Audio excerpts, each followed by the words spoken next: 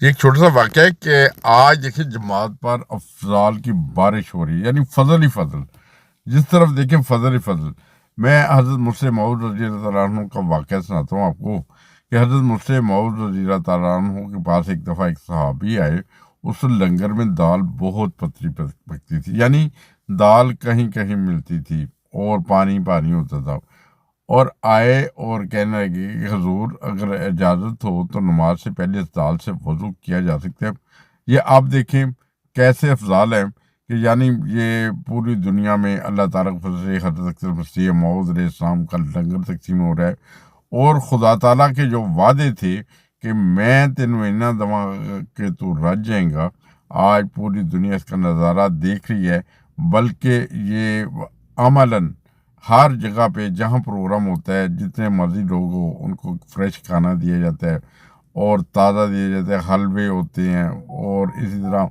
اور جوس، یعنی ہر قسم کی سہولت۔ یہ خدا تعالیٰ کے وہی فضل ہیں جو آج دنیا بھر میں ہمارے احمدی بھائی دیکھتے ہیں،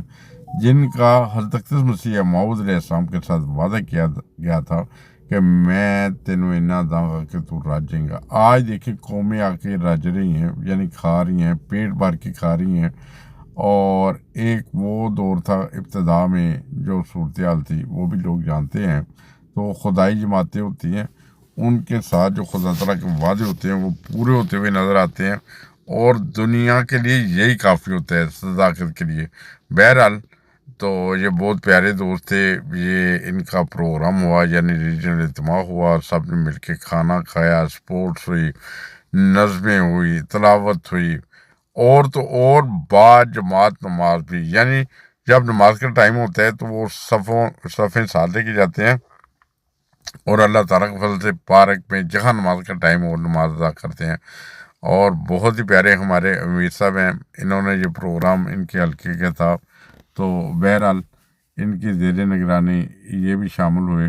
تو امیر صاحب کے بہت بہت شکر گزار ہیں کہ وہ شامل ہوئے اس پروگرام میں۔ اور سب دوست، یعنی انصاروں کا یہ پروگرام تھا، بچے بھی آ جاتے ہیں جیسا کہ آپ نے ویڈیو میں دیکھا ہے۔ یہ اس لیے آتے ہیں کہ اصلاح ہماری کس نہ کس طریقے سے اصلاح ہوتی ہے۔